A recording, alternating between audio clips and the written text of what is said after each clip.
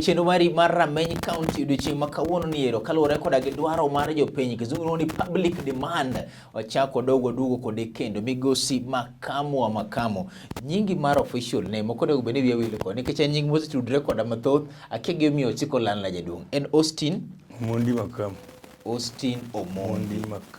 chenro mari mar Rameny County kaka ombako chike kuma timore bang' wuok Azimio en kaka jopiny gineno na denti Nairobi koso no Nairobi kachiel to koda gi gwenge makalu nitiere statement moro ma Makamo sik bedo kawacho nitiere kuonde moko dhi timi yiero e gwenge makalu kawuono ni adwa penje gi live camera mara cheto kar kanye koneno nang'o paro en mare paro ken mara to molo chutho in kaka jalendo ma jago thuolo mari mar kedo jatelo midwaro e telo koso oyo nyinga en Haron Otieno idina di Makamo adewa ber udu ano kinoko ginene rangi mar chama mai chama ODM inja chama motegno full registered misi chako nyaka itel mari no an nyaka live member bwana okay ngama gi everything 20 ginene registration ma 20,000 shillings an receipt okay my life member Makamo kwa dok chien weekend kana chalo wachak chien kama ne keruru mga Kenyatta no dhi loso kod oganda ne sagana de mar adek loso gi doggi kendo wacho gimoro amora ma dhano ne ok par ni paro ni ker nyalo wacho gika koso nodwa dhi ahinya no ker was good kendo jalupne osebedo ka provoke weche manono kabisa koro uru no come out open mondo nyisi the truth about jalupne kendo wanywa mor kabisa gi ker ko wacho reality ni ku jalupne osebedo ka riambo mang'eny ma dhano paro ni jo Kenya ohero siasa mag miriambo koro dhano sega believe on no deputy no wacho adier moloyo ker koro ker nyo come out bunyisi adiera ma everybody sani ong'en gik manyicho uru wacho kara nyicho linga ka pod otiyo koro wuok no politics kendo wagon kerero kamano kuom jitokesa mondo nyis jo Kenya adiera mar wach kinde gi jalopne nitiere jomoko maneno ka gima gik machane ker wacho kande onyalo moro jogi kuma siro ker to onyalo moro jogi kuma ok sir ker ineno nade chalo ka gima ker dwa chiega dola moro manyien gi sani kata be odwa thiedho dola mano kalo chien Arun politics and interest yes ker nigi interest gi jakom interest mar gi mane gin go jalopne no siru Siasa onge permanent enemy to onge permanent friendship. It is only interest. That is the thing. The word interest. Yes. But enmity and friendship is just temporary. You can said to you jalopne that time. Negin interest, both of them. Can you get him handshake jakom? Or interest nen ka jakom. Makamo wangi gini kama hili. Sichimani jakom numu zilikuwa migusuru Kenyatta. Dana na wacho kajima ni macha na mlagi mpango yero mahiga ni kendo kene hiko ne mar biro siro migusuru mga Kenyatta mani gi mwanno ka mochopo kare kare ipani joka ne wacha dieri koso ker ne ongi gi paro mar siro muro dinga to koro sane emo siro ni gojono ka jalop ni kono lokore no chiema ni neno ka ker otimo handshake the people's president chiemo ne manegi chake negotiation mar presidency Kagibolo loso tena masani and they were genuine emomiyo ne giwuoyo jariyo without even telephone but kaji no wacho no iko ina kiel kom joma no wacho ni kik tuda handshake koda gi yiero matendo to no anto ne kawacho mano ana wacho ni mano will proceed to election yes because gimane jakom gi ndiko was binding yes emomiyo ni neno ka girgino was just secretly wanene in advance kaka jo chama Makamo wawachi ni watiyo kodi machiegni siasa kar kairwa makore kodi mwadhi mwaka okomoro mwachok mwatiyo ne jopiny kochopo sa maneno kata ka director mara zero mbele makono binwadhi godo mbele onego beni awach makech kuomi agol dugi lela ayanyi awach maricho mane timi mudho koso alingthi kikawachgi ta med manadhi mbele gitiyo ng'at machiel mokare dunieri no but ka the opponent ngamani go is just criticize you everywhere kamera mara modhi to yenyi yes okone gilombe just tell him the truth awinje mondo bed 50-50 yes kaja loop ker nyalo bedo no selo police ne just talking about the development of chumi bottom up mowacho yes and you are not calling the president's name there's no problem but okinyalo wacho no president sebedo ko wacho ne watimo magi kod rais but mano wacho mna ko this central yes Kunge Central, he is doing nothing. He has done nothing. Umien nga propaganda is too much. Kurtingene gimiluongo ni presidency is a marathon. Yes. Ok en gimi nyalo chako ka Ruto nochake 3 years back. Sani koro yako chopo sama koro dwa wache the reality of the presidency. Mane momiyo koro dhi lose. Okelo penjo moro jaduong' ni seche ma migosi Uhuru Muigai Kenyatta chake niri. Jomoko no kagima ochako mudeka ahinya. The Indian constitution is very clear. The campaign chakre 2 months mwadhiyeni to nomination then to general election.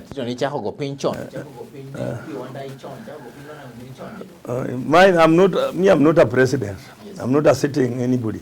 Yes, yes. I'm just a political activist. I know yena. Yes. I can just go throughout even for 5 years. But ineno nade sama migosuru Kenyatta ndio mane kama cheko wacho but samo chake nieri be ineno ka odhi nyago lemo odhi kelo central tech or central moko nyalo bage jaduong'. No, this is the best time. Yes. For Uhuru to campaign now for Raila, because we are now going to election. We are now preparing for political networking. This is the correct time, and we are appreciate what Uhuru has done. Yeah, Kizungu nyakaja sasa. I'm an unqualified engineer. Yes. I'm an engineer by profession. But I have to tell you, gimanya kanyisi sani makuru Uhuru wokie penye. Yes. Mari nyiso jikaka penye lengo kakowe penye azimio la umoja. Mondo wabedi Kenya man unity. Okuma divided. And we are appreciate what Uhuru is doing now. And by next month, Uchago campaign ma open. Okay, almost 47 countries. From there, we will go back again to Kasarani to endorse Raila as a president.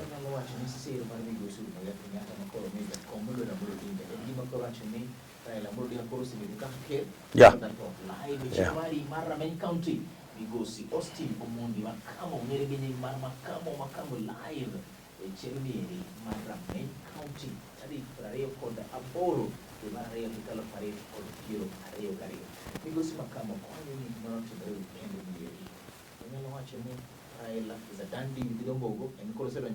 We are only waiting to vote. Yes. But the presidential candidate of Azimio is Raila Odinga. What we are remaining and what we confirm, how many registered voters have been voted for Jacom? What one mondo over 12 million registered vote mogo. Mangama lowe 3 million or 4. But what one mondo they 12 million, including the support of the incumbent president. He's going to get it. He has been also been kura mangeng. Kendo Jacomo se bedo kayo mbuga. En na wach mag dile dimoko mago kora mose chande. But this time around Kenyans say offer kendo volunteer. Let Jacom take charge and unite Kenyans. Everybody is with him, including even Jokikui Musebedo Gochino. So we are very happy. Yes. But what we have to tell our people, they should come out in the large number to vote. They should wait out everybody. Nobody should remain. If this is our last chance, mar this presidency.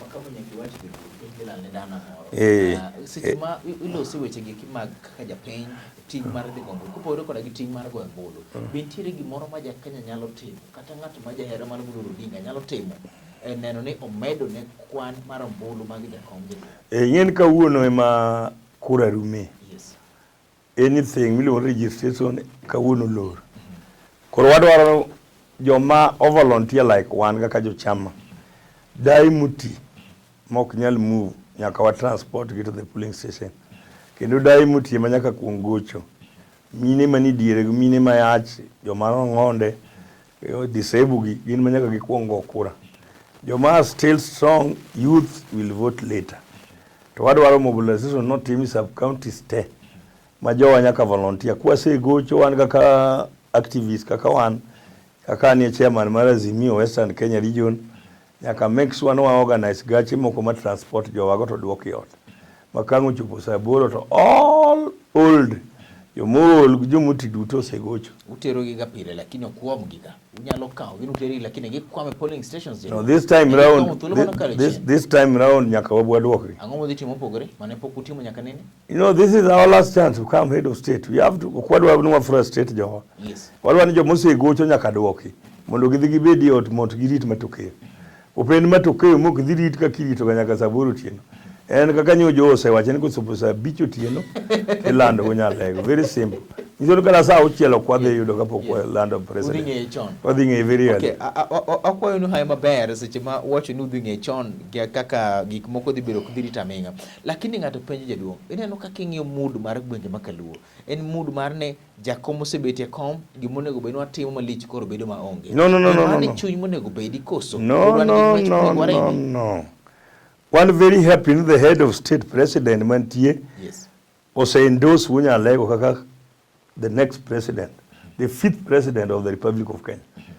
One kaka Uganda momi backing nyakwa come out mwa makes one everybody vote na jakom. Teach mwa dongo en mobilization. Yes. Ere kaka itero jogi polling station ka polling station machak duoko gi.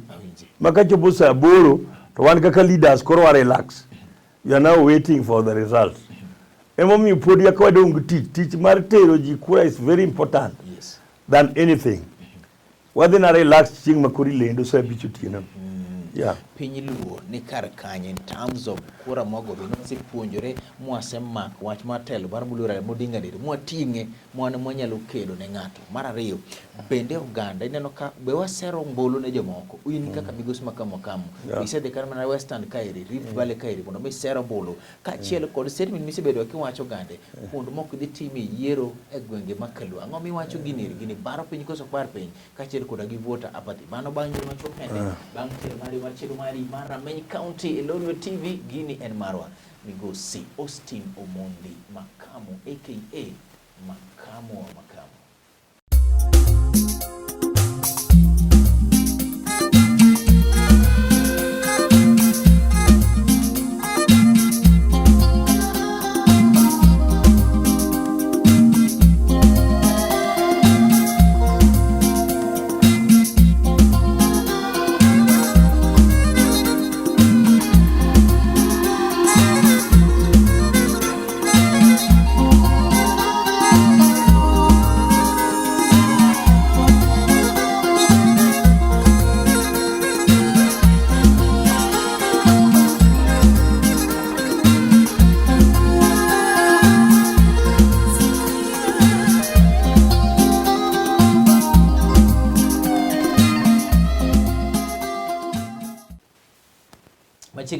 Machino mari mar Rameny County Lolwe TV kawuono ni nyinga en Harno Tieno wendona en ng'at nero macha na luonge ka no bedo kode chenro mar akuku mar wach kata kamano dwaro mar jopiny wacho ni Haron chakimany makamo kendi kel e TV Top Money TV kende kendo go nyake kom telo bende mondo mi obi ogom mbaka kod piny luo makamo wache kaka ng'e samoro gige komo wacho sebede kiwacho ni baro piny luo to jomoko bende sire ni makamo wacho ginero makaka party dware kendo kaka penye the live cheno mari mar Rameny County Lolwe TV.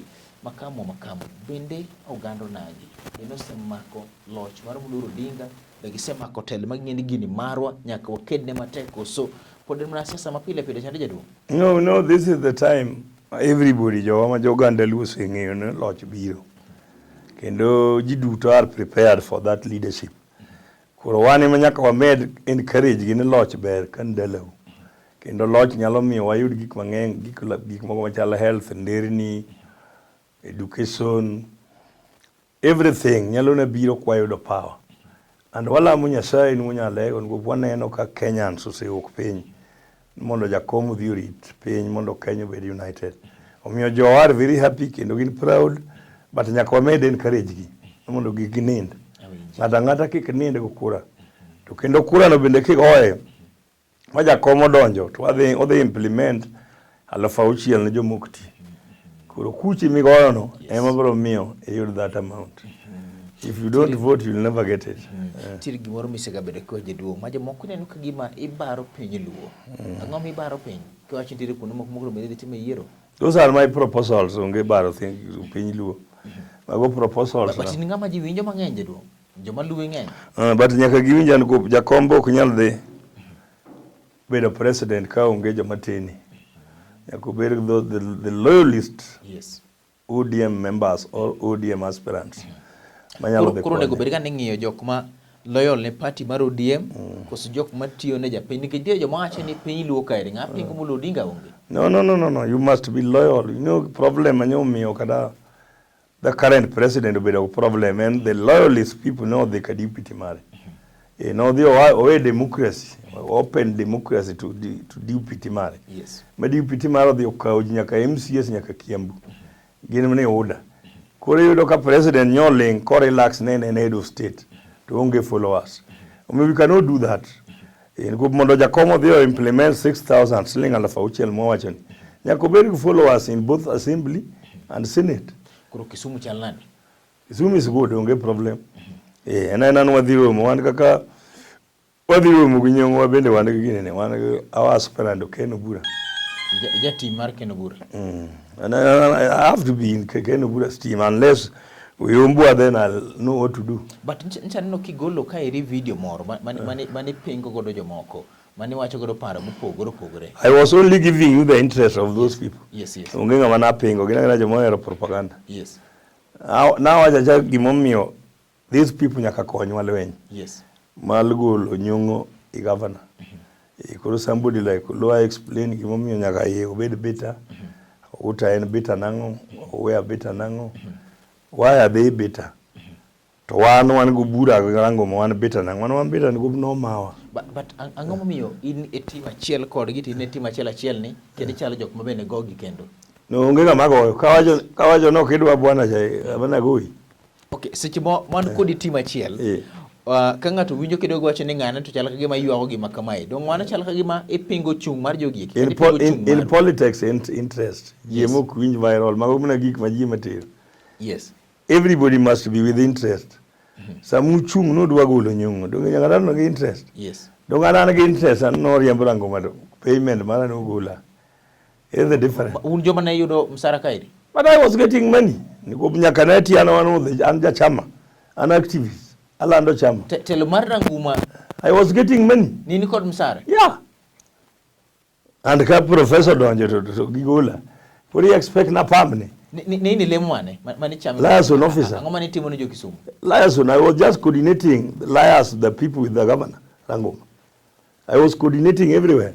Jo mane do neno governor. Yeah, if you want to see the governor or churches leaders who want to pray for the governor. Yes. Yeah, I tell you kidogo His Excellency. Iyuak ni lemo mane lamo Kisumu kaneni gima ne chama na pesa mar japiny. To onge ber malich mano kelo ni county ni pesa mar jak nyanungu ranguma pesa county ne chamo gi ji moko matin. In fact, I don't know. Yes. Let me tell you the truth. Sasa misomo mumakatenga marach. Yes. You will help that man. Kata ne wakil na jo lemo go 300. Yes. But what gima ne gitimo no ranguma was for his own benefit. But they were praying for it. The Pest County. They were unga Pest County. Pesa moro unga na county. Kise kelo church leaders to pray for you. Let them pray. There's nothing like church. Unga pesa moro county. Nitie gimilo na location, nitie gimilo vote. They are there to help both sides. Apenji makamo. Para na ina seche ma yer governor mondo mi otine jo piny donge to pesa mondo be tiyo godo jo piny moko tiyo godo e alam okawachi ne alam rach ana wuona ng'at mogeno Nyasaye hinya lakini alam kene kuma bed pile ka pile jaduong ng'ama lemo no jo mani tudo ng'aji gine ngima jo mani dhi lemo ng'ama lemo no to kluonge ja piny eno ja Uganda dongo be na vota ose kutingo muma iluonge no akanyo wa Italy Nyasaye olore jo magi mani liars jaduong mano chopo ir governor. Jo mani konyo mani chopo ir governor gin joma. There are so many. Even ODM officials were at Wigi. We were just there with the governor. After consultation about the party, how we can move, how delegates can stand, how these churches leaders can come and pray, I was taking them to the governor. Money in office? Yeah. Liaison officer. Office of Rangom. Yeah. And when a young came in, we were chased away. Office. Yeah. Office Banjak in Yanungorango, Governor Machon Makisumu County. The office Neromi goes Austin Mondi Mama, watching no Telo di Canero, no lemne governor, the man of governor to the Regodo, can it be good office, Monday Chula, yes, a moment governor, a young no go office, more office, because of his deported. No, it is there. And I'm not beginning. Now, better replace the Jagajag. One new agulwa oko. The Jaga is there. Yeah. And he is also a coordinator. ODM coordinator. Yeah. And I went to Siasa. Yeah. I'm still there. It's the same. The people with the governor. The people with the governor. The governor with the people. I have to go. I'll talk before you say anything. I'll just convince voters. I'll just convince them. Leo tuko na governor, tumekuja kuona hii dispensary vile imekuwa, tumejenga hii, wacha aongee na nyinyi kidogo. Alafu anaongea, then we move. I talk fast. That is their department. Deputy governor naendanga pale ingine. Hata mimi nabaki na rais.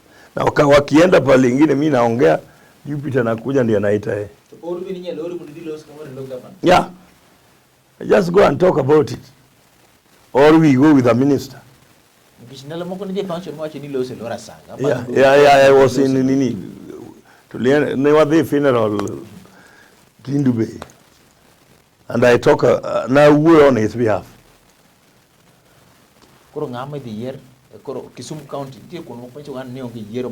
Kisumu County no, Kisumu Anyang Nagu Gadide to the Romogubura. In Nini, in Migori we have Uchilo. Omabe we have Gladys Wanga. Siaya we have Orang. Manoka kune yaka chama kusuka ka jopiny benene. No. Jopiny nyaka ne gima chama neno. Kwa nyalo we jopiny yiere yeji. Gin ginyalo yiero joma ji neno Ruto yiero. Eno ko miyo president problem. Angomo mientiere tam moro ma uthoro tiyo godo. Ngane pingowa, ngane ok ya chama, ngane ok ng'at madwaro. To ji neno ni jok mantiere piny luo kata ka udi munya timo nominations mara tero kendo man thuolo. To onge ng'ama inyalo wach ni yo ni mok ng'at jakom kata ma ene ng'at pogo. Democracy must be guided, bwana. You cannot just allow everybody to elect anybody he likes because of money. You have to know ng'ama yier ni. Ento the konyo nationally nango. Be en ng'atwa.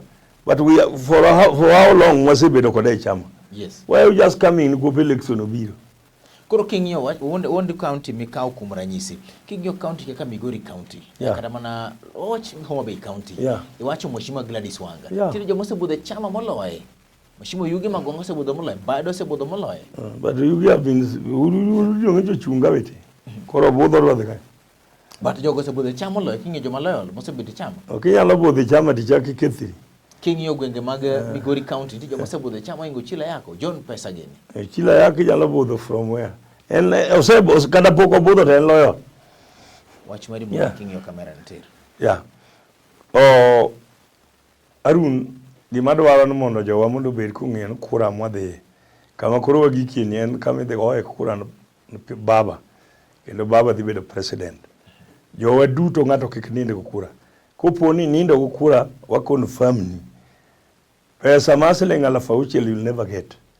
You will have to vote nyaka go kura yaga koro computer dhi kawo nyingi ni ina vota yaka ibiro yudo that 6,000. Omiyo kokidwa gocho wabro temo yore te wan kaka jo chama mondo wagolu mondo ugoch ne jakom jakom nyaka bed the 5th president kendo wago wero kamano kendo we are very happy wamor the president nyose wacho na Azimio emidhi golgo candidate ma candidate en unyalego kigunia wan wamiye support kendo wan kode kendo watho kode. Chieng' machielo bro nyiso jok ma gocho ne jatelo ka ntiere chendo nyaka koro giweni thuolo. Nyinga en Harun Tino chako dogo time kendo chieng' machielo migosi Ostino Mondi makamo Ale serikal live chako dogo time chieng' machielo Zeru Babel mantiere kamera boko kendo head of production maro chako dogo time chieng' machielo nyinga en Harun Tino. Kamano Harun.